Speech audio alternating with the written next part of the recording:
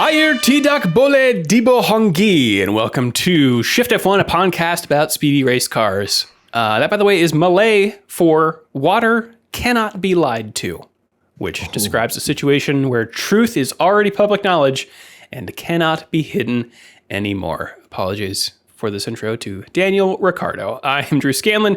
Joining me, Danny O'Dwyer. How are you, Danny? I'm doing good. Apologies to everyone watching the YouTube version of this, wondering why my face is so big. I look like that. Who's that Marvel guy who's got a huge head and tiny arms? MODOK, yeah. I look like MODOK here. The reason is I'm recording this from beautiful Ireland in the one room that's available in my parents' house, which I believe they use to create reverb. That's the main use of the That's room. where Led Zeppelin recorded When the Levee Breaks, I think. Levee Breaks, yeah. So, as you can see, if you're watching the YouTube version of this, I am surrounded by cushions and leaning into a couch to ensure top audio quality for all of our terrific listeners. Also joining us, Rob Zachney. How are you, Rob? Not bad. Danny's just being diplomatic. He's concealing the fact that he's staying with the wee ones, the wee people. In Ireland, and he's just huge. Actually, it's true. It's like everything just he looks perfectly normal. It's just these tiny wee webcam, and there's tiny little furniture behind him, and he's just like looming over it like Gandalf in Hobbiton. The Darby O'Gill and the Little People was actually a documentary. I don't know what that means. I guess I'll have to watch. Movie? Is that movie? No. I thought that was an American They movie. got cars in it. No. Well, then get it out of here. If you are new to this car podcast, a very warm welcome to you. And if you are new to Formula One itself, by golly, we've got an episode just for you. Our preseason primer episode assumes no prior F1 knowledge and explains how the sport works and who everybody is. So if you'd like to go back and listen to that, it's episode 257.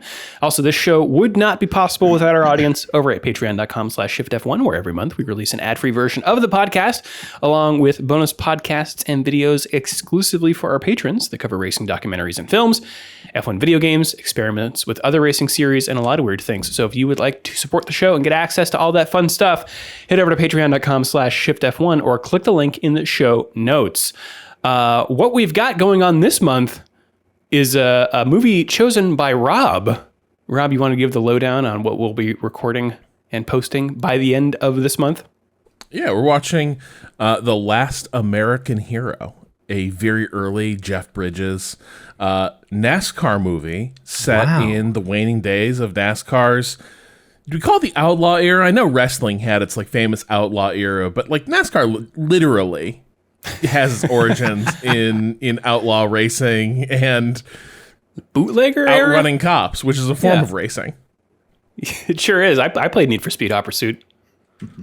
So it has an irresistible trailer. Looks like just awesome, perfect 1970s, racing movie vibes. Apparently based off a series of Tom Wolfe articles, sort of making the case that Jeff Bridges' character, Junior Jackson, is sort JJ. of the last of an American archetype that you would not see, that we would not be stamping after this passage through a phase of American history. Great, I can't wait.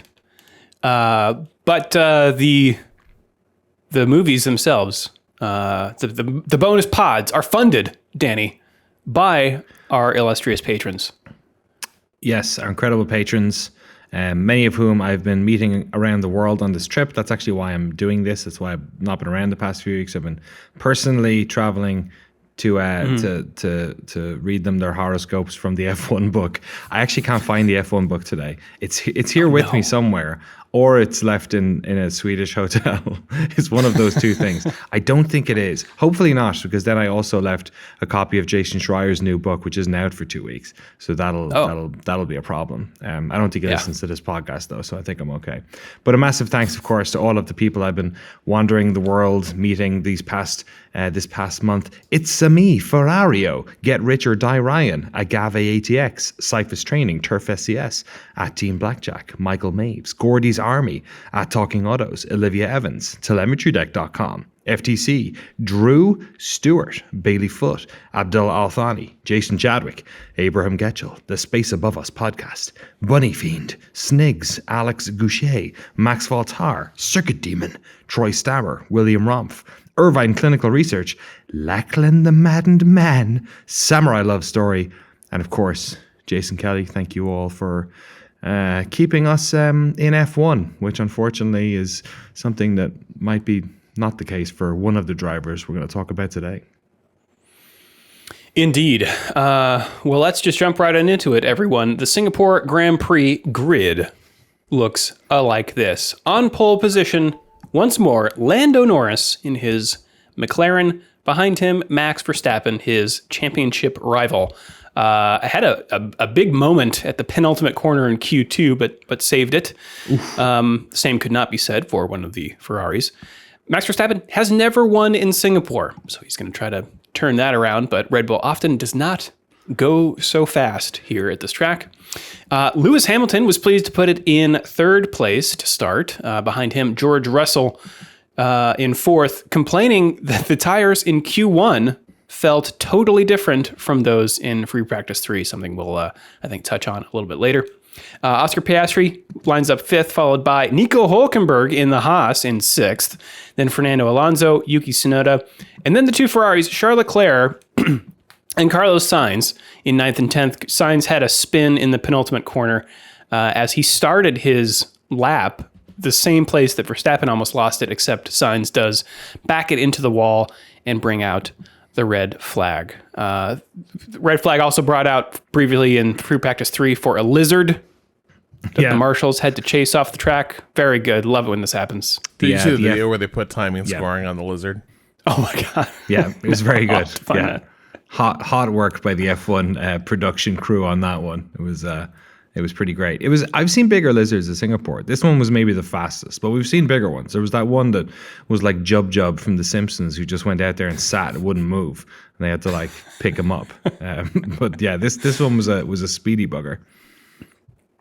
Not so speedy. Charles Leclerc, he was not able to put a fast lap together, first due to the red flag, and then had his time deleted after the restart in Q3, which according to him was not helped by the fact that the tire blankets weren't working correctly and resulted in very cold tires on his outlap.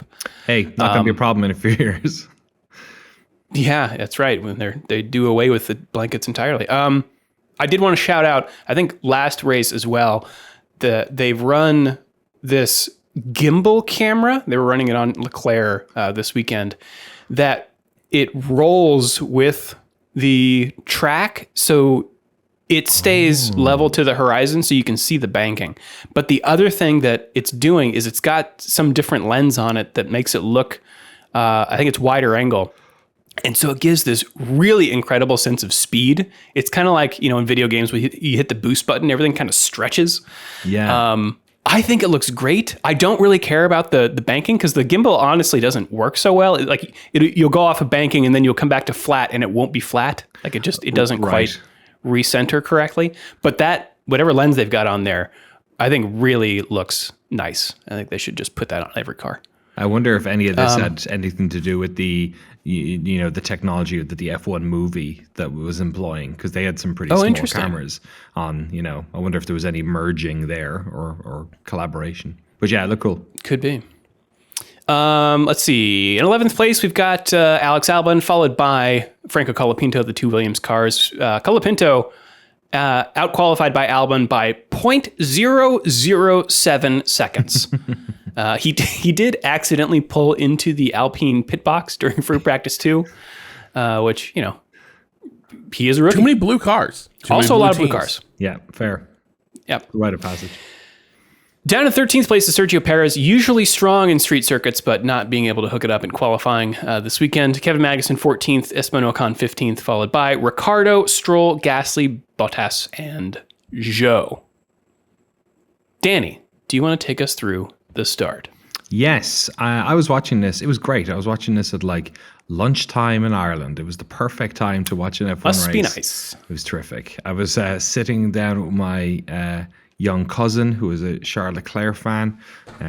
He's 12, so he's never seen Ferrari win races very much. So he wasn't very happy about this one, obviously, with them qualifying so far back.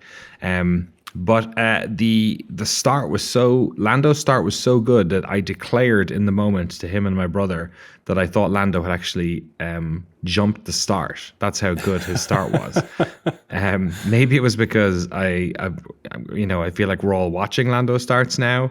The fifth light was on for quite a while as well on this one, but yeah, he had a great start, and it's a track you kind of need to have a great start on because you're on the outside line if you're in first. So yeah, he got it in, which was great. Not much of a change in the first four all went through fine. I think the first big shift we saw was that Hulkenberg got past Piastri on the inside in that turn 1-2. Alonso kind of missed the corner, I think, and had to go around the outside. And then behind them was a very interesting sort of I guess it was all instigated by Colapinto, who decided to go up the inside and, in the words of Alex Albon, dive bomb down the inside. If anything, I think it was a great maneuver. Albon was coming around the outside. I think Sainz was protecting around the outside. I think it was Yuki was the other car that was in the mix there. And Colapinto had a great, broke late, dusted his tires slightly, but got it in and made the corner. And Albon, I think, suffered as a result because he thought he couldn't. I think on replay, he may have been able to get around Sainz too, but with the sort of four cars into that turn happening, maybe he could see it and he decided to take the escape road. But it seemed like he decided to do it rather than he was forced to do it. It was a bizarre complaint over the radio. Yeah. Because usually, if you're saying somebody dive bombed you, you're talking about the person immediately to your inside. Like, you feel you've been dive bombed when someone was about to like sideswipe you, like heading into a corner. And you see the replay, and it's like, could he even see Colapinto in the corner? They're on opposite sides of the track, and Colapinto had pretty generous amounts of room when he did the move and made the corner easily. Yeah.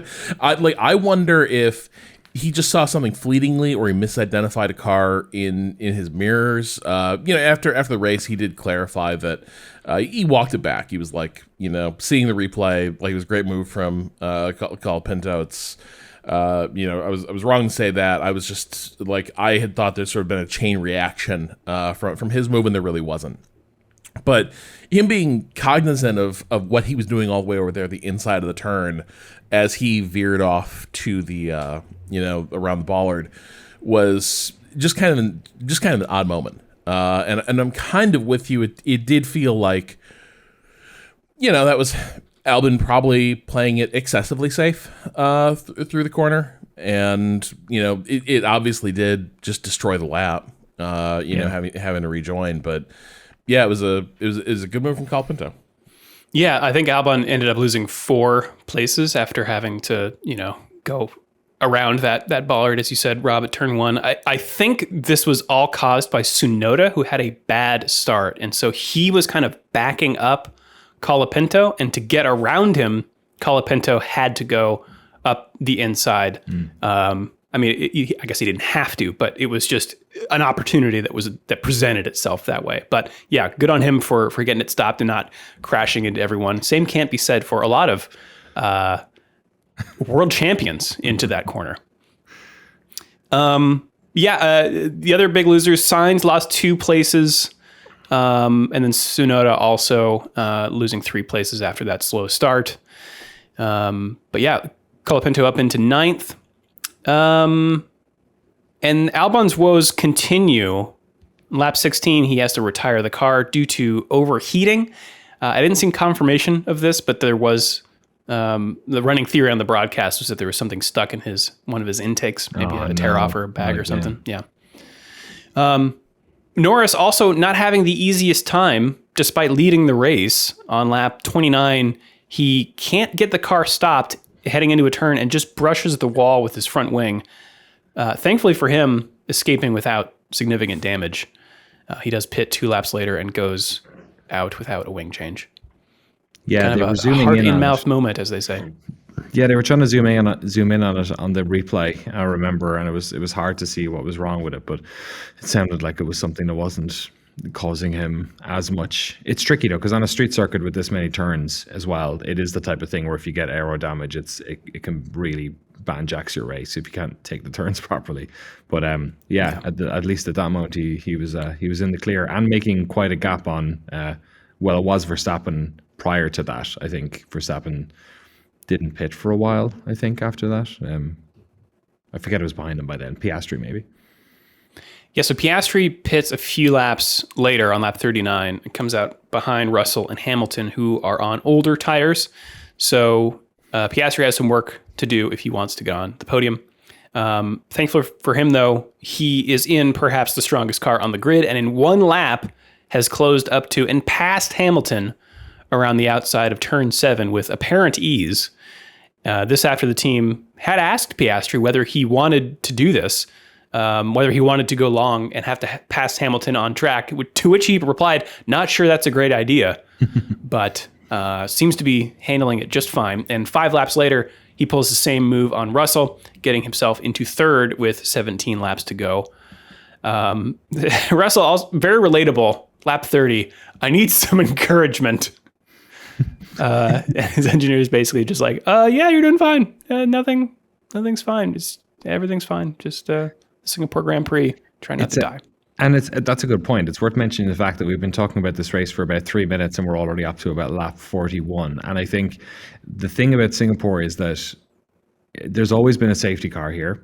There's always been some type of incident at the start, opening lap often.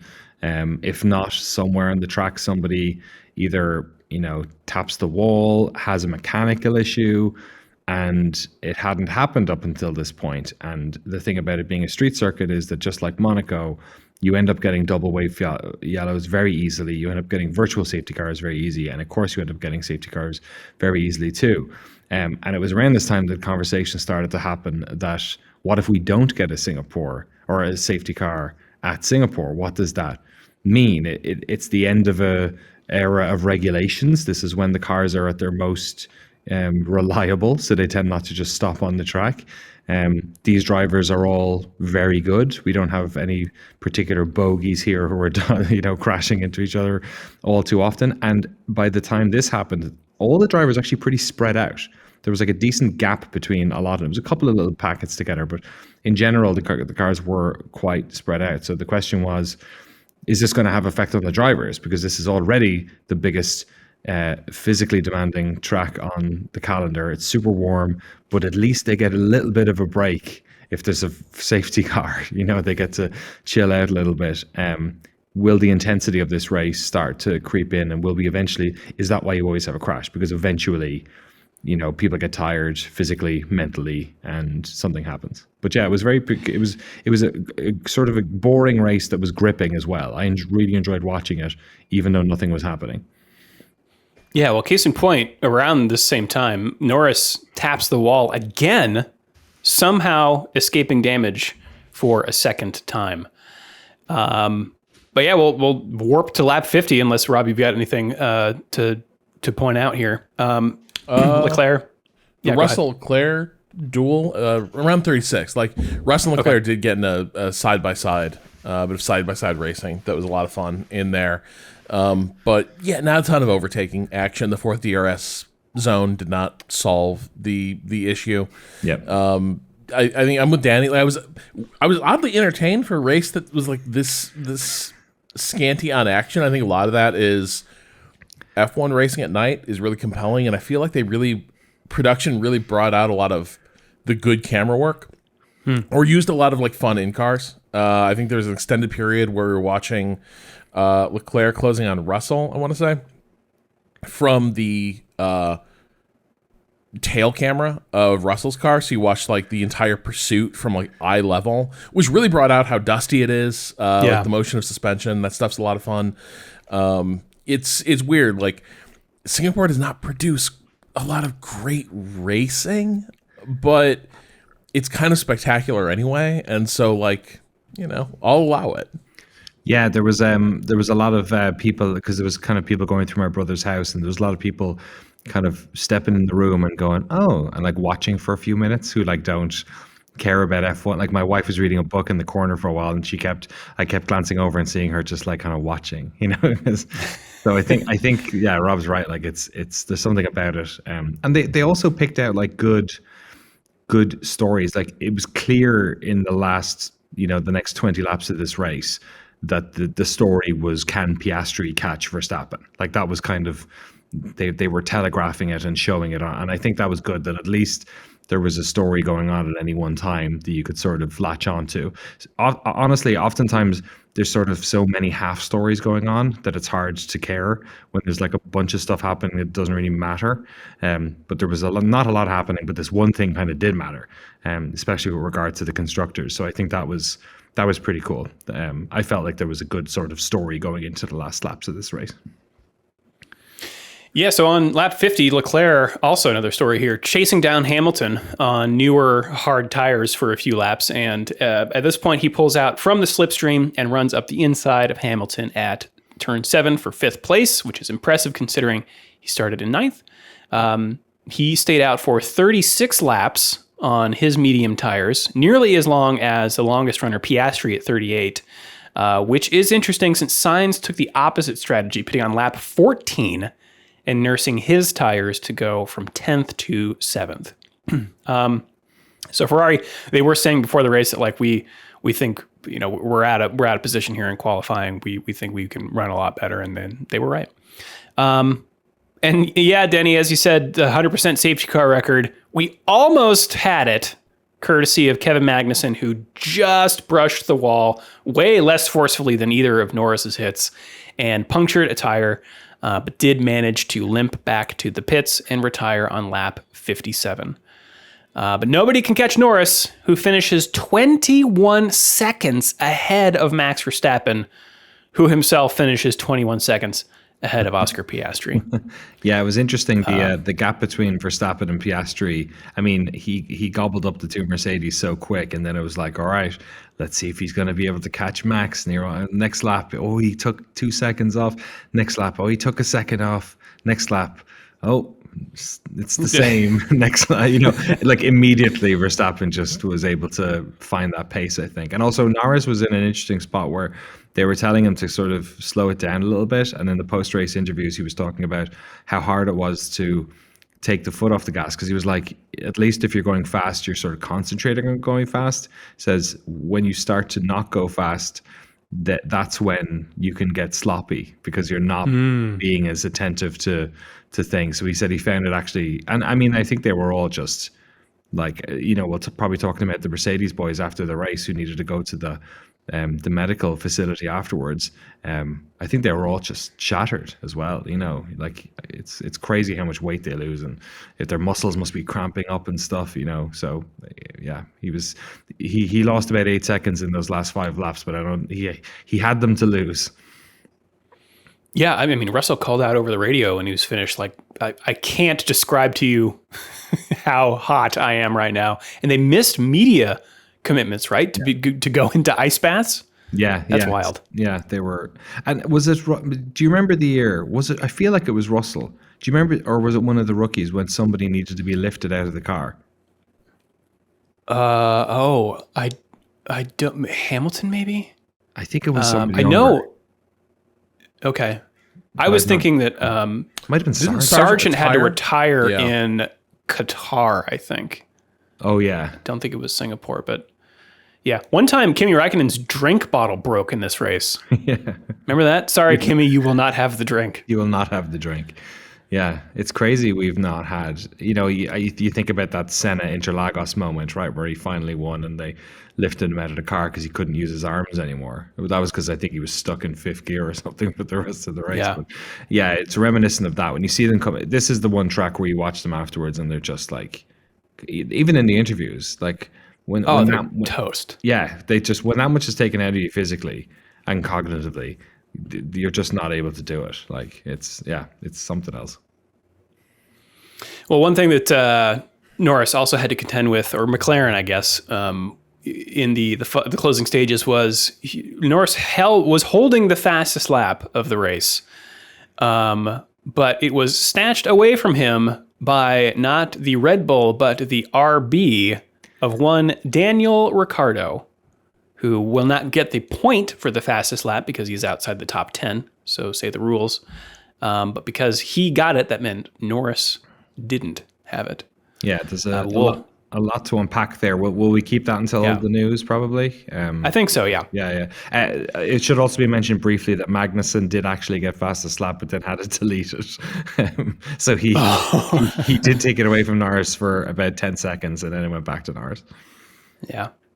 Which is but the rest of the grid, or the rest of the field result looks like this. In fourth place, George Russell, who got there despite lots of complaining in this race about the tires, and quote, I have understeer and I have oversteer. Charles Leclerc in fifth, Lewis Hamilton sixth, Carlos Sainz seventh, Fernando Alonso eighth, Nico Hulkenberg holds on for ninth, and Sergio Perez in 10th. Again, not the best race for him. Reported a lot of bouncing later in the race and a lack of traction, which Verstappen was also complaining about. In 11th place, Franco Colapinto, just outside the points, but another race I think he can be proud of. Perez even said, quote, he's very good, Colapinto, difficult to pass, which I could be no higher praise in my mind. Yuki Tsunoda, 12th. He spent some time behind Ricciardo while RB waited to swap them. He was not happy about this, about damaging his tires, waiting there while they decided. Esteban Ocon 13th, Lance Stroll 14th, Zhou Guanyu 15th, then Valtteri Bottas, Pierre Gasly, Daniel Ricciardo down in 18th place, but has that fastest lap, just ahead of the DNFs of Kevin Magnussen and Alex Albon. And worth mentioning, Ricciardo was in, what was he, 16th, 15th maybe, before he pitted for the tires. So, yeah. Well, that is the Singapore Grand Prix. We are going to take a quick break, and then we will be back with the news. Speaking of Ricciardo, a lot of scuttlebutt this weekend. Ricciardo does not have a contract for next year yet. RB, the team, has not yet decided who is going to be in that seat. Or have they? RB team principal Laurent Mekies confirming that the team will be reviewing its drivers' performances after Singapore. Something that he said is, quote, normal. And that nothing is, quote, decided so far. However, Ricciardo said that he expected to learn more about his future after this weekend, and seeing as he got choked up during his post-race interview, you don't really have to read between the lines to guess that he does not have high hopes. Apparently, the rumor. Yeah, go ahead. Go on. Yeah, just with regard to the thing that seems to have tipped the scales on this is that it's rumored and fairly, I think it's been all but confirmed, that Liam Lawson has a stipulation in his contract that basically means that he's not tied to Red Bull's either team. Is it post? I think it's in about a week and a half's time or something like that. Oh, really? Okay. That so they basically, if they want to ensure he doesn't go anywhere else, they need to give him a contract in the next couple of weeks. So that was apparently the issue, and I guess the humming and hawing over Perez was kind of the thing. And we kind of knew this. We were kind of like, okay, well, Checo's contract situation has been tenuous when he had that like ridiculously bad run of form, which he's not necessarily out of, but it's tempered off a bit maybe. And there was all the questions over whether Danny would be the one going in there, or whether Lawson would go into the Red Bull, the RB seat or whatever. It sounds like what's actually happening is that they're going to keep Checo for the time being, but they just need to sort out this Lawson situation, and they're not going to shift Checo. They're going to shift Daniel, which I think is fair. I think given the year he's had, like, we all love the guy. You know what I mean? Like, not many people don't love this guy. We all want him to do well. We all want him to stay in Red Bull, but he's had probably more chances than most to prove himself because of who he is and how he is, and people like him, but it's just hasn't happened once again. I've got some quotes here from Ricciardo and others. This first one from Ricciardo from an article on CNN. If it ended today, I would be proud of what I've done. But on the same note, you're never fully satisfied because the reason I got into Formula One was to try to become world champion. And that is something I'll obviously try and achieve until the day I retire. He goes on in this, a couple quotes from Autosport. I try to enjoy it, obviously, the Singapore Grand Prix he's talking about. A little bit like the end of 2022 with McLaren. Obviously, I was aware that maybe that was my last race, so I tried to enjoy that. I think I'm in a much happier place now in the sport than I was then. So if this is it, let's say I have a little bit more peace and I'm proud of the career. I have to acknowledge why I came back after the McLaren stint. And I always said I didn't want to come back just to be on the grid. I wanted to try and fight back at the front and get back with Red Bull. It didn't come to fruition. So then I also have to ask myself the question, what else can I achieve? What else is there really to go for? I put my best foot forward. Let's say maybe the fairy tale ending didn't happen, but I also have to look back on what's been 13 or so years, and I'm proud. Verstappen agrees. He says in this quote from Race Fans, again, the teammate of Ricciardo at Red Bull. Sometimes things maybe don't work out the way you want them in certain stages of your career, but you still have achieved a lot more than anyone could ever dream of in their lives. So even if this is the last race or whatever, you can still look back on something amazing that not many people can achieve.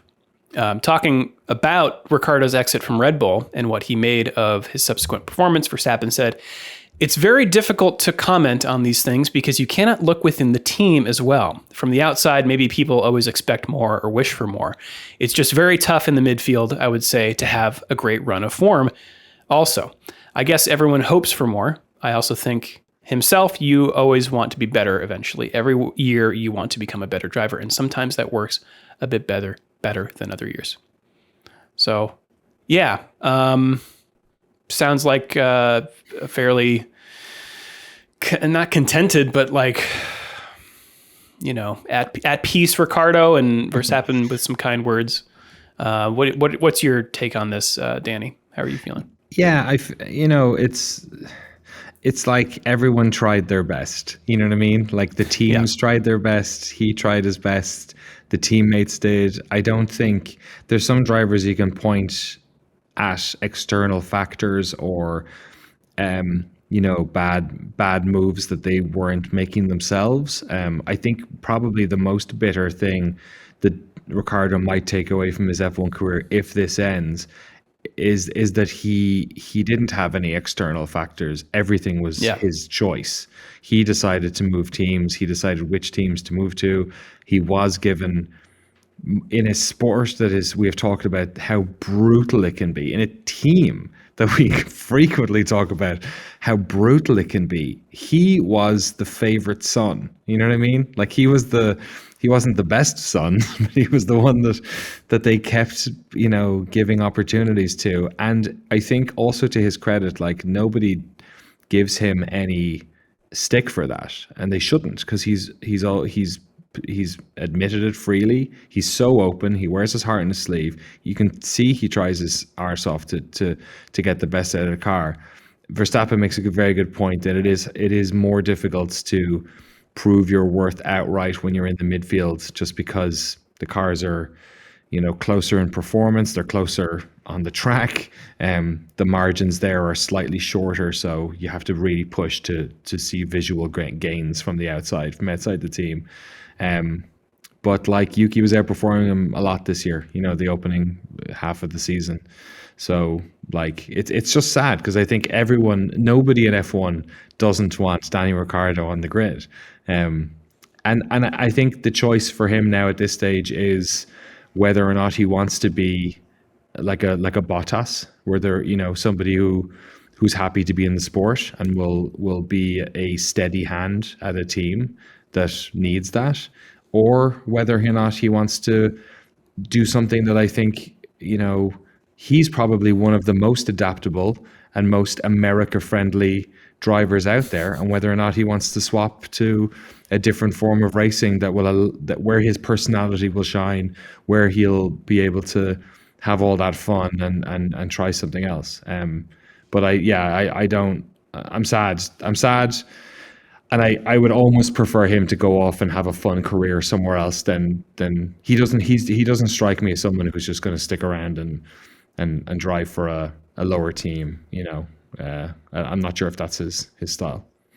I don't know that the Valtteri or Nico Hulkenberg route is open to him. Like, the problem is that his decision to leave Red Bull since then, that may not have been the fatal error, right? Like, I think he actually, I think his position was pretty secure at Renault, but we don't fully know why he left that team. At least I've never heard like a convincing.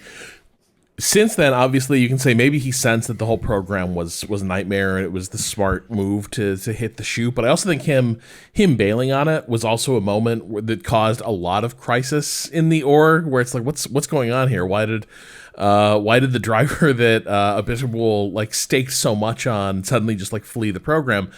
I don't know which is the original like terrible move, right? Like, but the thing that started the terminal like dive on his career was fleeing Renault and going to McLaren. But everything since Red Bull has kind of suggested he might have been a hothouse flower. That his performance, that all the things that built hype around Daniel were done in a Red Bull car. And since leaving that team, you haven't seen his game really translate anywhere else. Whereas, like, Bottas had that really impressive stint at Williams that launched him toward Mercedes. Hulkenberg, he did it again at a pretty senior age for an F1 driver, where he comes in and immediately like turns. He was running well into the points this entire weekend. Hulkenberg there's very few teams that like, well, we need to rapidly make an improvement to how our race weekends are going. You can get a Nico Hulkenberg. The last couple of years with Daniel have suggested that not only is he not that guy, he might be somebody who's going to actively like be sort of an anchor on your team, which is really unfortunate. It might be this guy was really good at driving Red Bulls, and outside of that has not had the ability to raise his own driving or raise the car around him. If they stick it out, if somebody finds a spot for him in F1, I'm very curious who that would be, why they would be recruiting him. I think if the path forward for him is like, he's got to go race in another series. And I'm just not sure, if some of this isn't as translatable as we hoped, do we think you would do well in an Indy car? I'm less convinced. That's a really tough series. It demands a lot of craft. My guess is you would see him pop up in sports cars somewhere. Be part of a larger team. You're at a lot of prestigious events, but never face the kind of individualized pressure that has kind of cracked him these last couple of years. Also, my $1 million question is, what if he doesn't break that wrist last year? Yeah, I was just about to say. Yeah. So that's it. It is unfortunate, but and there's still part of me that hopes that like he's gonna go to reprieve and they let him see this out or something. But it seems like everyone's agreed it's over, and it's unfortunate. Yeah, I could see him, waiting in the garages, getting shots of him in 2025 over, Christian Horner's shoulder or something. Maybe if Perez continues to, not live up, like we could have another horrific Perez season next year. And then the questions start to come back. But then is it Lawson? At that point, they don't seem to love Yuki. So. Yeah, the lack of conviction in Yuki is odd, though. Though the snippy radio messages may be part of it. Though he was right when he was like, "That's too much information." Yeah, when he does have a new really engineer. Discursive description of the state of play. He's like, "I don't need to know all that," and he was right. I think like from the sound of it, Horner's the only guy who still bought in Daniel. The only move that would have made sense is like you fire Checo and you're like, if all this guy is good at is driving Red Bull, fine, we'll give him one last chance to do what we wanted him to do originally, which was be a good supporter for Max. Right. And just see if there's any juice left there. But that option seems closed to them. They got to see what they got in Lawson before they head toward their own cliff, which is who the hell are we going to put in these cars? There's a reason Christian Horner's like, George is out of contract in 2026. Yeah, very true. It looks like he is from my math here, Sonoda, his contract is only for a year. So he'd be up after 2026. Then it's Russell, and some of the rookies, but doubtful that they would flip them after 1 year. Doohan and Antonelli. All right, well, let's move on, Rob, to this next one. Speaking a lot of Verstappen, he is embroiled in some weird situation. Yeah, I mean, this is another Mohammed Ben Sulayem story. Like, ultimately, that's what this is about. So, president of the FIA. President, juiceless, swagless, like dude standing awkwardly at the center of every F1 event, trying to be proximate to the people that we're here to see. Always a bit of an odd bird. He came out this last week with this like kind of new initiative, new point of emphasis that he wants to really crack down on. He doesn't want the drivers swearing so much over the radio. But this is a guy and in media events. Pardon? And I think especially in media events. Initially, so it started with the radio conversation though. Like his first comment was like, "We're swearing too much over the radio." They sort of need to clean up their language, but because this guy can't open his mouth without like jamming his foot squarely in it, he also says, as a way of emphasizing it, we're not rappers. We have to differentiate between our sport, motorsport, and rap music. Ben Sulayem said, "We're not rappers, They say the F word how many times per minute? We are not on that. That's them and we are us." Weird. How does he feel about N-bombs? How does he feel about that? Is that okay? Can we So Hamilton to ride the police? Is that okay? Immediately was like, just curious, why rappers? Basically, Yeah, that was the reply. yeah. Like, hey, Weird. what's up with that? Like, why'd you say rappers? And calling out, like, is there a bit of like implicit racism in the way Sulayem is? And I think there's a bit of that. I think Sulayem is also. This is like frozen in time, like boomer shit to an extent. Like this it's also conservative Saudi shit. Like it's very, this reminds me of the type of nonsense that we used to have to deal with from like a generation above in Ireland of just this like app. I'm sure it's in every country when you're growing up as a kid, but like just making so much out of so little. It's not like these guys are screen, we're all adults. Like it's a press conference. It's not a commercial on television. They don't have to broadcast the radio stuff. They choose which if you want to broadcast less curses, that's literally how they used to not have stuff broadcast before.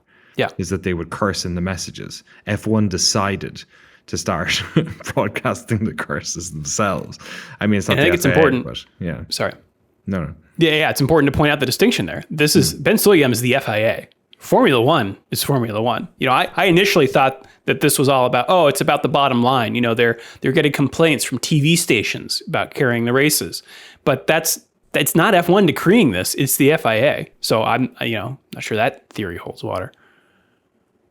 Yeah, it's like, this is not the Mosley era. This is not the Balestra era. Like, this is it's not totally ceremonial, but like nobody wants to know who you are this much, man. Like, yeah.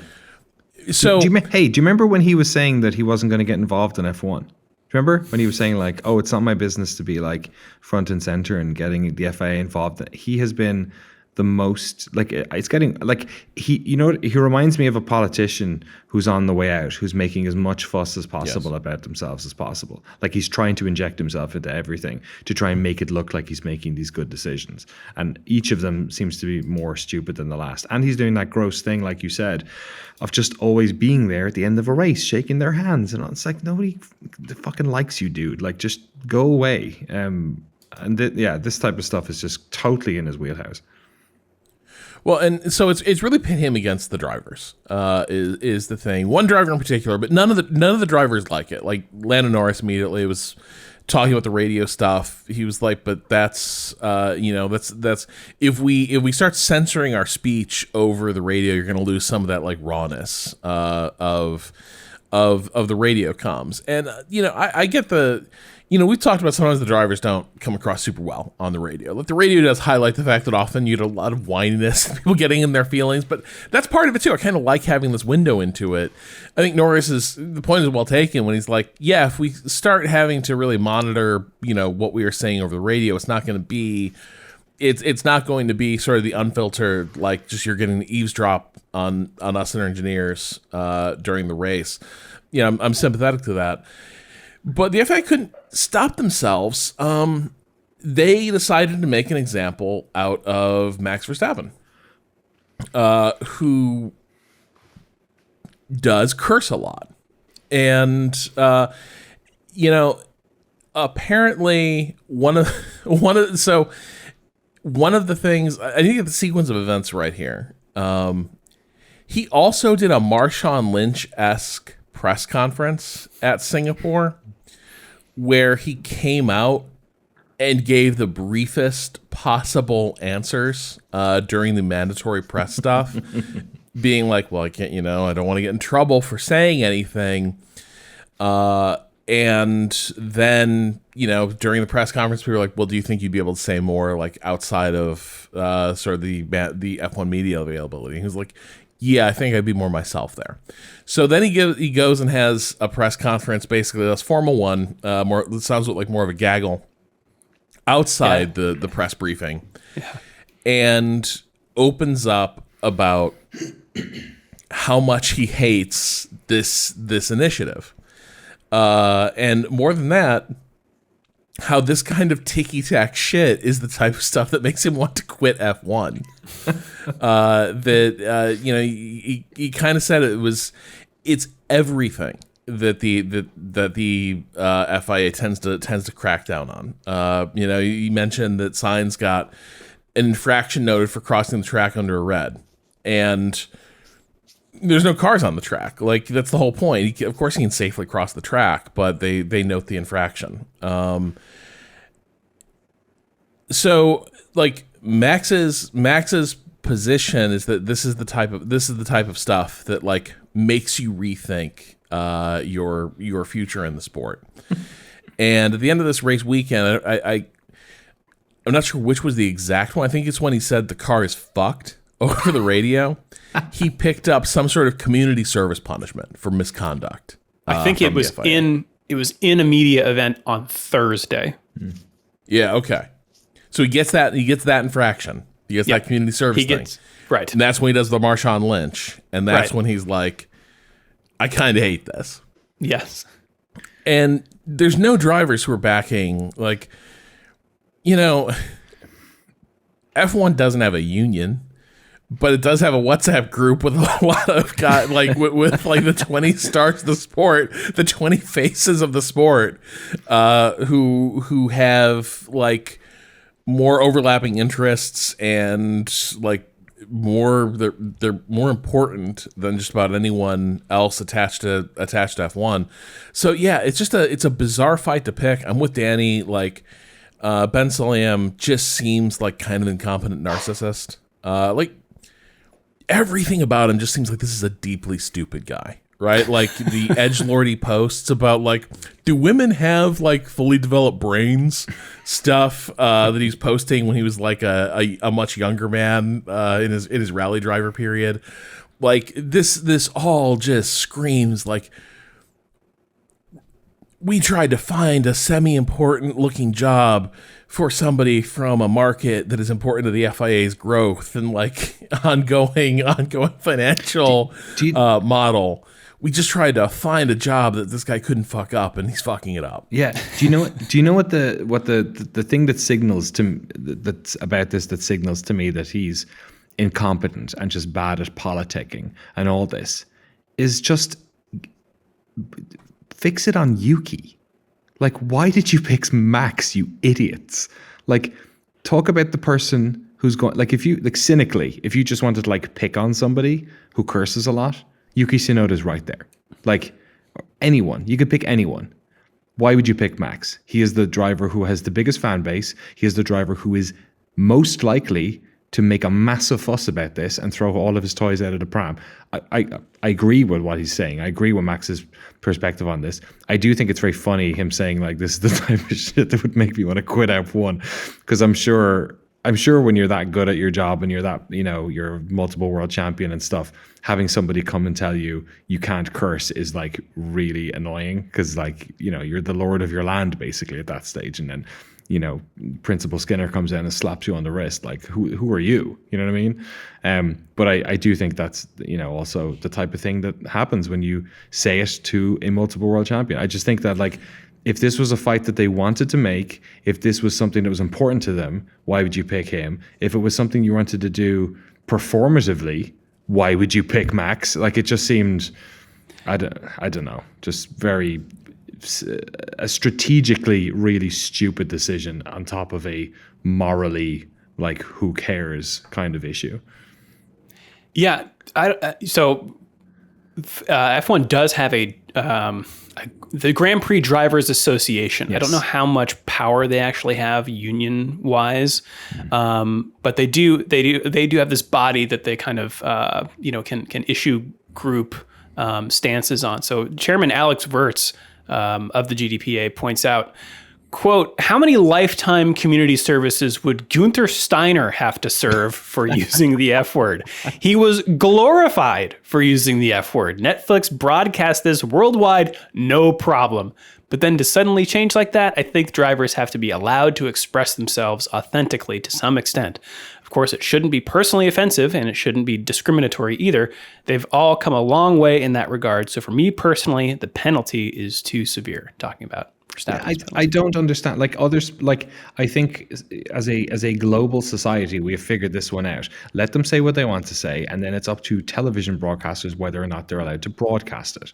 But like having somebody not say something in a room, or if somebody's like being egregious, like sure, if suddenly you have like the guy you're talking about from this upcoming Patreon movie, right? I bet that guy probably cursed a lot and smoked cigarettes and beat up fans. Right. You know what I mean? Like if somebody's being ridiculous, then yes, you can have a conversation about it and then it's a different thing. But like it's this type of, you know, it's similar in a way to the conversations you get into, I feel like in soccer about yellow cards and red cards for infractions that aren't that important. There's a big conversation in Premier League about they're booking players and sending players off for kicking the ball away in an effort to waste time. And it's like, does the punishment meet the act, right? And F1, I think, for the most part, avoids a lot of this stuff. It happens sometimes, for sure. It happens when it comes to flags and people getting penalties. But in fairness, like the past year, I feel like we've not had many of those. We've not had many contentious sort of 5 second, 10 seconds that we used to a couple of years ago. So it's just introducing one. Like I just don't. It's ridiculous, and hopefully they can just like stop talking about this like it ever happened, because the longer it goes on, we can get this guy out of here right away. We just need his email. We just send him an email. It's like, we hacked your webcam, and we saw what you were doing. We saw and what you were doing it to. And if you don't resign as FIA chairman, we will release this. He'll be gone. I mean, oh no. Oh no, they hacked my web. Oh, I can't. I better get out of here. I think it's this Autosport article that has some quotes from Hamilton, who, you know, has himself run afoul of these sorts of things earlier, specifically in his career. So as for the community service, Hamilton called it, quote, a bit of a joke, and said he recommended that Verstappen not go through with it, saying, quote, "I certainly wouldn't be doing it." Yeah, he said that at the press conference. They're going to make. See, I think, Danny, you asked why he's picking out Verstappen, because I think this guy is, again, he's stupid. He thinks like nobody like Max, so I'll be able to get like they'll be happy to see me crack down on Max. Remember when he like ran over to Christian back during the cost cap stuff, and he was like, "Nobody has your back, Christian, except me. You've got nothing but enemies in the sport except your old pal, Ben Silliam." And so I think this guy like tries to read the politics, and so he thought that like, I'll make an example out of the biggest star in the sport, but like everyone secretly wants this guy to get got for something, and it's like, not for this. This is when all these guys are going to discover, like, you know, you might have your issues, but ultimately you're all coworkers, and you're gonna be goddamned if you let this dweeby chairman of the FIA start like, you know, trying to put a leash on you. Yeah, this guy would suck at Crusader Kings. But it'd be a very funny after-action report. It would. All right, moving on to some other politicking here, inter-team politicking. McLaren, so they had a rear wing design that some were calling mini DRS, because basically at high speeds, the top part of their rear wing would flex downward. Yep.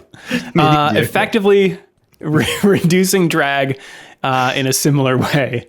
Danny and Rob are doing their best Dr. Evil impressions. So some teams protested this in the wake of the Azerbaijan Grand Prix, and the FIA asked McLaren to change it. Now, it's important to point out that there doesn't seem to be any infraction here. McLaren says, while our Baku rear wing complies with the regulations and passes all FIA deflection tests, McLaren have proactively offered to make some minor adjustments to the wing following our conversations with the FIA. We would also expect the FIA to have similar conversations with other teams in relation to the compliance of their rear wings. The Autosport article I'm pulling this from also points out the fine print of the rules on flexible parts, which we've gone around this stuff a lot recently, but this from the article, quote, "While it is natural for parts to flex when exposed to increased aerodynamic load, the FIA does not deem components that are deliberately designed to move in a specific manner." So anyway, McLaren has now changed it before Singapore, although, again, Singapore, not a low downforce track like Baku, Monza, or Spa, so they wouldn't have run it anyway. In fact, the only track that they may have run such a wing at the rest of this season is Las Vegas, so it's unlikely to have much of an impact on the championship. So I like these stories, the innovation snapback with the politicking, teams lodging protests and stuff. It's what's interesting to me about the sport. Well, yeah, especially it's cool as well. So often it ends up in this gray zone where it's like the name of the game is finding stuff they didn't fully anticipate in the rules that you can like drive a better performing part through. But then it turns into a politics thing of like, if nobody feels they want to or can drive a similar part through the hole, everyone will be like, well, should that hole even be there? Should we just seal up that part of the rules? Exactly. Like this is what was so fascinating about the Braun GP documentary on Hulu. Was the blown diffuser legal? And the answer is like, probably not, but it became a political decision. They're all political decisions about like how hard do you fight for the legality of a thing. Remember the DOS that Mercedes used during its last like running the table year, where the FIA was like, no. But this year, okay, but no, we are not doing this. And I think that's such an interesting part. Like, you innovate, but it also like highlights the degree to which in a competition like this, innovation immediately turns into sort of a sporting politics situation. Yeah. Continued politicking. It seems like I didn't see any official confirmation of who the teams that complained about this were. Probably Red Bull and Ferrari. And now McLaren, Danny, is snapping back at Red Bull for something that we talked about or alluded to earlier in the Singapore Grand Prix. Yeah, exactly. So this is all about the Ricardo fastest lap, which is a bit of a can of worms, and I think there's a couple of different ways people have interpreted it. So the issue here is that Ricardo obviously went for the fastest lap for reasons. The reason may sort of ultimately be the moral answer of whether or not this is something we care about or not. And we'll get to the reasons in a second. But ultimately what this did was it stopped McLaren obviously getting that extra point, and also Lando Norris crucially getting that extra point in a season in which hypothetically, it's unlikely to happen, but hypothetically the championship could come down to a single point. Because he did not get that extra point at this stage, if Verstappen were to get second in every race, regardless of if Lando got first, Verstappen would win the championship. I think that also includes at least one sprint race. So it's in seasons we've seen that are close, like in the famous Verstappen Hamilton season ender in Abu Dhabi and whatnot. Sometimes it does come down to these points, and the issue here is that, of course, RB is a sister cousin to the Red Bull main team. McLaren has had McLaren's team principal Zach Brown more so has been banging the drum about RB and Red Bull's independence for years now at this stage. There's been conversations over whether or not it's something that they want to continue. I think there is a sort of an understanding within F1 that ultimately they sort of saved, didn't save minority, but by buying it and by converting it into this other team, that they kept 10 teams on the grid, that it was a somewhat of a gesture from Red Bull's leadership in Austria to effectively keep the sport in a good position, but that also maybe we should be writing something into the law that stops new teams from doing this, or paves the way for them to sell the team without outright saying that they have to, because that would debase the cost of the team as well. You can't do that. So the sort of issue here was whether or not this was a directive coming down, whether or not this was a decision that RB took to help out Red Bull, or whether or not this was Daniel Ricciardo thinking it's his last race ever and going for a fastest lap, even if he's not going to keep the points. Because as you all know, you need to be in the top 10 to receive the points. It's just that a large percent of the time, I saw data about this over the weekend, I don't know exactly, but it seemed like at least half of the time, if not more, the fastest lap goes to somebody outside of the top 10 who is doing it to deny another team getting the fastest lap, which doesn't seem like it's the spirit of why they put this in the first place. But we got a quote here from... I definitely think it is. You think so? You think it's... Oh, yeah. I mean, it just adds another strategic dynamic to it, whether to go for it or whether to deny. I think that the issue here is another team, a team denied it, that it didn't benefit them, it benefited another team. Yeah, and whether and it's a team that they have, close commercial ties to. But there is that open door about it being Ricciardo's last race. And I think Andrea Stella was quoted on Autosport. No. We don't need to give any credence to that. We do not need to be like, oh, Rob is in pure... It was a beautiful send-off. It was a beautiful send-off to Danny. Yep, that's why we did it. Oh, just one last salute from the pit wall. That guy we're firing, we wanted him to go out in a real special way, with a fastest lap at the end of the race. Nothing else going on here. It should probably be mentioned that like a fastest lap at the end of this race is also like basically the easiest thing to do in the world for these guys, because low fuel load, so the car's lighter than ever. I think it was a pair of scrub softs, so they weren't exactly fresh, but they were like, he was on softs. They could put him out anywhere they wanted, basically in the field, so he can get a tow from somebody or get out of dirty air. And yeah, like, you know, his fastest lap race time was 3 seconds off his fastest lap qualifying time. So like, it's not like they have to, you know, it's not particularly challenging to do it. Kevin Magnussen did get fastest lap in a Haas, and he was like floating around 16th for most of this race, I think. So it's, you know, people are saying like, isn't it great he has the fastest lap? It's like, well, he has the fastest race lap. Also, this configuration of the track has an extra DRS zone, and they got rid of 2 of the corners, kind of, or they edged them off. So, you know, there's so many asterisks on this one; it's basically useless. Stella said, though, just in relation to this, this needs to be definitely addressed. I just find it a little bit, how to say, peculiar. I did not see it coming. I was a little surprised that the highest priority of Orbi Racing in Singapore was to go and score the fastest lap of the race. I think we just have to work harder to make sure that this championship doesn't come down to a point. At the same time, I have so much sympathy, support, and friendship with Daniel, and I'm just happy that he may add this fastest lap to his track record. Also interesting niggle on it that he did it to his old McLaren teammate as well, you know, who's fighting for the championship, and his old team McLaren. So that is more compelling. Right. Daniel, would you like to fuck McLaren? I bet you he would.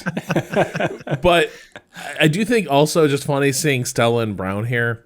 It's kind of a good double act. Stella being the more like, gotta live here in the sport. You know, obviously it's a complicated situation. We need to ask questions. Zach Brown, ugly American. What do you mean you got 2 teams and they're colluding just out in the open? Just being big, loud, and then like jetting off to go oversee the IndyCar program, and then coming back and like throwing more rocks.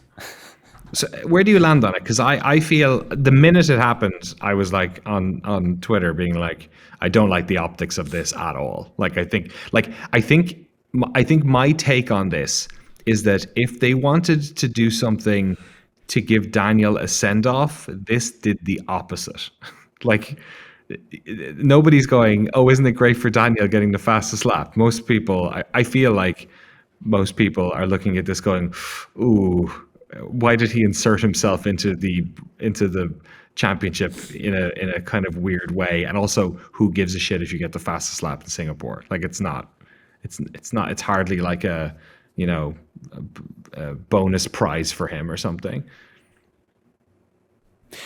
Yeah, what I feel like is if it's against the rules, it should be against the rules, and if it's not, then go for it. Like I think again the mechanism here of the ability to deny a point by doing your own fastest lap is, you know, strategically interesting. And we know that they have this relationship, Red Bull and RB. I think the only reason I don't like it is because I want the championship to be a closer fight. But I think if it's in the rules, then yeah, like go for it. Do any kind of, you know, as long as it's above board, shady stuff to like that's F1. Well, I don't know. I don't have a moral problem with this, I guess. It's interesting hearing like a lot of them distancing themselves from what you're saying, than them sort of taking ownership of it as a mechanic of competition, right? Because like Horner was saying like, oh, it was lovely for them to let Daniel do his fastest lap and all this sort of stuff. And the reason why is because there's that one regulation that's basically around the sporting code. And this is where it's, unfortunately, it's the type of law I know you hate, Drew, which is just like, it's vague and open to interpretation. And we have seen it come up. Like Lando got done by it when he was backing up everyone to allow himself to allow them to do a double stack pit. I forget where it was. That was it. I could be wrong, but I think possibly Alonso also got in trouble for it. Remember in Melbourne where he sort of gave Russell too much dirty air and Russell crashed in Melbourne. Yeah. I might be wrong. I think maybe that was also that particular law. Apologies if I'm wrong. So the teams are sensitive to it because I do think that it's in that realm. You know, if it's in any law, it's in that one. But yeah, it's definitely. Rob, what do you make? You seem to be fully on. They did this on purpose, and do you like it it's or all no, the game. Like I'm fine with it. Like I have no problem with it. We just don't need to pretend what it is. Yeah. Like this is, of course, these teams work together. Like the second you had Red Bull and RB there as like a senior and junior team, they weren't just going to be a driver's pipeline. It's always been clear they don't race each other like other teams race each other. And in this particular case, so if you allow that, and I think there's certainly a case, I think there should be 30 cars on the grid, more junior teams. Why not? But the other thing is, if you're allowing that, this is really about the fastest lap point and whether or not that serves a useful purpose. And I don't think it does, right? Because like in general, it's either being snapped up by somebody, running near the front, just a matter of the course of racing, or it's being gamed like this. But in either case is just like kind of a weird little bonus point that I think creates odd little scenarios like this and doesn't add a lot to like the complexity of the championship. It's like sort of a weird half step toward the way IndyCar's championship points are allocated to really figure out like who was the most consistent runner this whole season.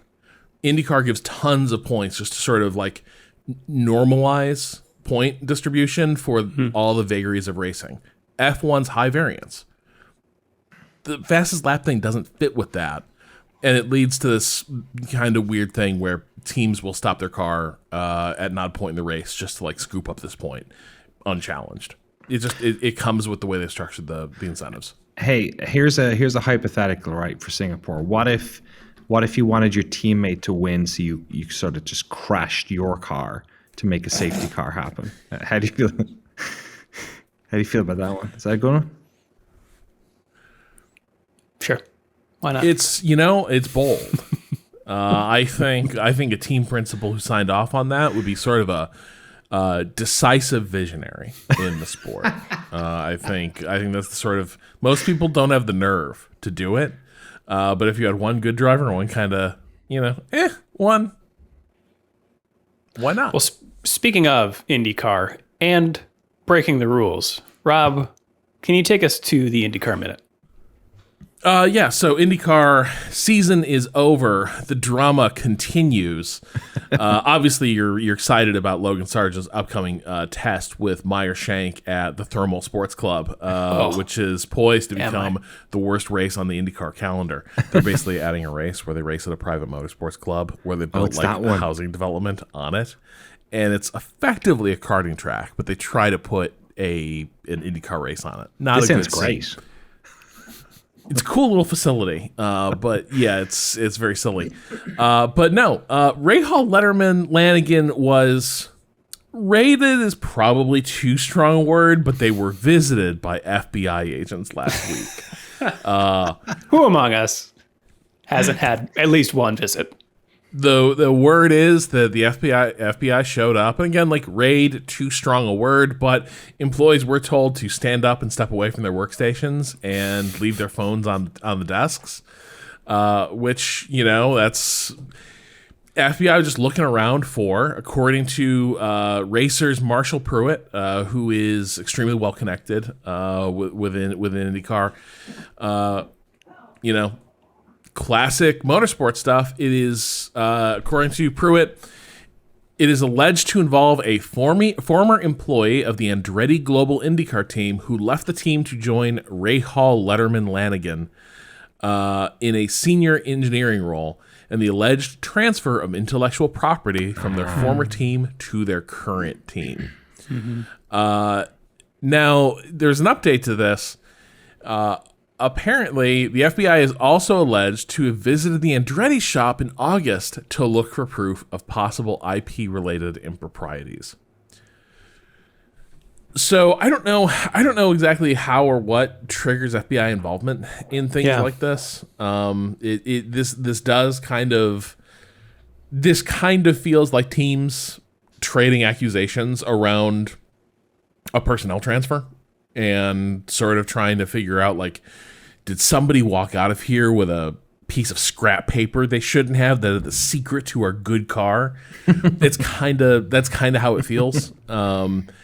But it is very funny. And as we've seen in F1, sometimes these things blow up way out of proportion because it is one of those things where, like, someone changes jobs. Fundamentally, 95% of their job and what you're hiring them for already lives in their head. It's very easy to think among your personal effects or whatever, this is mine, I'm going to take it. And that is IP theft, right? And it is very easy to fall foul of that. And we have seen famously in F1, McLaren basically got the chair for it. Had a season wiped out by the fallout from, a illegal transfer of information from like Ferrari to McLaren. And everyone agrees like it wasn't particularly egregious or sinister. Like there wasn't like a really malicious intent, but it's a bit like the FBI and one of his favorite like tools, the perjury trap. Like you start looking around for something and eventually something, will will break and you'll get somebody for an infringement. And then you can really nail them. So this kind of feels like two teams just kind of going at it over IP issues.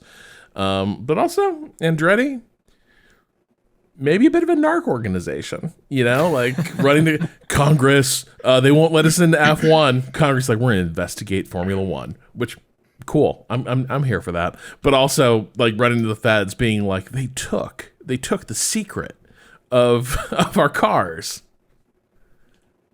Yeah. Well, bring them over to F1, see what Andretti can stir up. That'll be fun. Thank you, Rob, for the IndyCar Minute. We're running along here. I'm going to get to the fantasy standings from the Singapore Grand Prix. A three-way tie between Horny Goat, Vertigo 16, and the Road Warrior. And yes, Max is on that team. But overall, looks like things are the same as last time. Mad Max Mad in third place. In second, The Fast of Us Part 2. And in first, overall, in the Fantasy League, Alpino Noir. Ooh, goes down easy. So, yeah, sure does. If you'd like to join the Fantasy League, you can do so in the show notes. You can also send us an email, shiftf1podcast@gmail.com or f1.cool/emails. You can also hit us up on the socials using the link in the show notes. That's us around the internet. Should we now take it around the world today? Let's race around the world. Oh, yeah. The World Rally Championship is in Chile for the Rally Chile Bio Bio. Bio, bio. We've got the Craftsman trucks at the Kansas Speedway in Kansas City, Kansas for the Kubota Tractor 200. Wow. That's great. I was driving in from Dublin earlier and I was pointing out my wife all the signs for the National Ploughing Championships, which are happening pretty soon, which I remember going to as a child, and also sounds like the Irish Porn Awards, if you think about it. MotoGP is in Indonesia this weekend for the Mandalika round. The World Superbike Championship is in Aragon in Spain for their Aragon round. We have DTM there at the Red Bull Ring for two races. The NASCAR Xfinity Series is also at the Kansas Speedway for the Kansas Lottery 300. The NHRA is at Worldwide Technology Raceway in that tech hub, Madison, Illinois. Oh, absolutely. Yeah.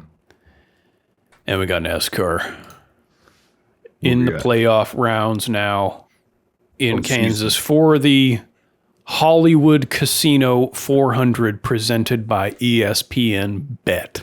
Is Hollywood Casino, Kansas? That's right. Okay, that's... Read the fine print when you book. Nope.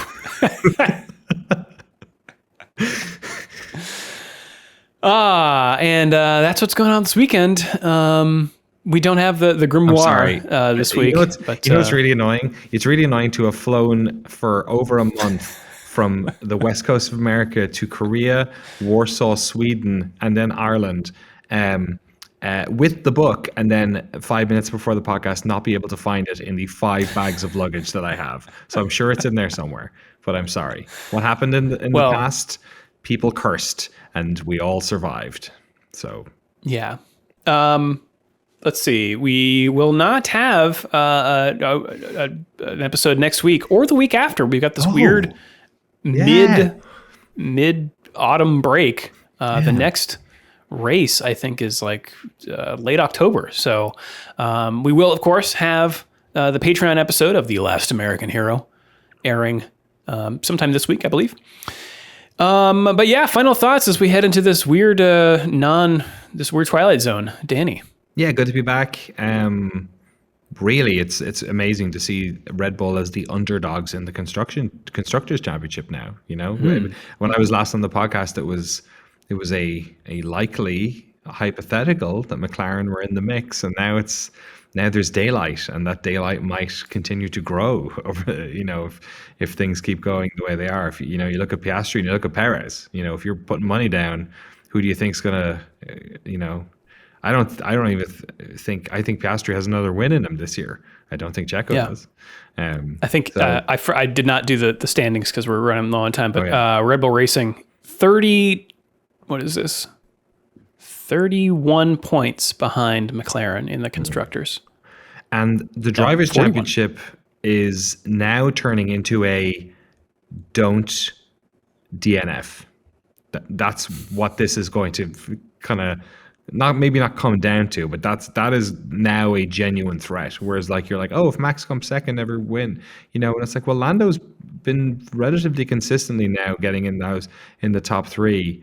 If Max is out for one, like the points at the top and the points at 10 are way lower. So who knows? Like I'm an optimist. You know, you kind of have to be if you're a fan of this sport, but. It's gonna be interesting. I'm bummed we're having another break because I think it's every race is interesting now, even ones like Singapore that weren't that interesting moment to moment. Every race is interesting just given the mathematics that we find ourselves in at this stage. Final thoughts, Rob? Yeah, it's been an interesting turn in this. I think my favorite outcome is going to be like Lando comes up short, but he comes up short within the margin of if he hadn't DNF'd in Australia with that clash he had with Max, and everyone realizes that like him not being able to finish that race was the championship. That's going to be the chef kiss, like another great drivers' championship for Max. Well, if you would like to support the show and get access to all of our bonus episodes, the ad-free version of the podcast, and the official Shift+F1 Discord, you can do so over at patreon.com/ShiftF1. Have a great race weekend, everyone. We will see you all next time.